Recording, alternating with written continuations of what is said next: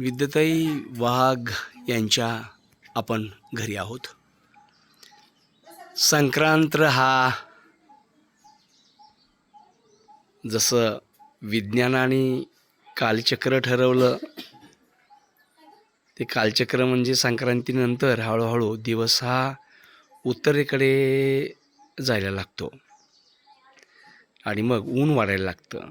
या दरम्यान तिळगुळ खा, गोड गोड बोला म्हणून संक्रांत हा सण साजरा केला जातो. त्यानंतर मग हळदी कुंकवाचा कार्यक्रम मला वाटतं किमान एक महिनाभर चालतो.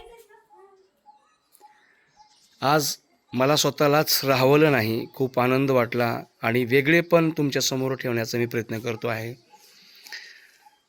आज राजमाता जिजाऊ माता सावित्री यांची पूजा घातलेली आहे आणि यांच्या प्रतिमेच्या पूजनानंतर आलेल्या सौभाग्यवतींना हळदी कुंकू आणि अल्पोपहार दिला जाणार आहे. खरं तर हे वेगळेपण लक्ष्मीच्या पूजनाच्या वेळेला पण विद्याताई बऱ्याच वेळा करत असतात आणि आताही करत आहेत. खूप छान वाटतं. हळूहळू विद्याताई आता मैत्रिणींना 2 घास खाऊ घालून हळदी कुंकाचा कार्यक्रम त्या घेत आहेत. विद्याताई नमस्कार.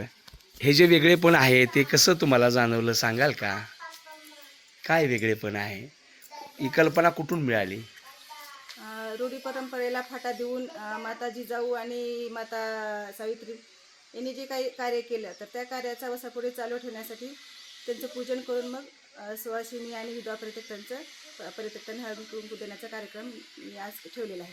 खूप छान. मित्रांनो, या संक्रांती निमित्ताने विधवा परित्यक्तांना सुद्धा विद्याताई वाघ यांनी आवर्जून निमंत्रण दिलेलं आहे. खूप मनापासून धन्यवाद व्यक्त करतो. अनाथाची माया असे असते, गरिबांची माया अशी असते.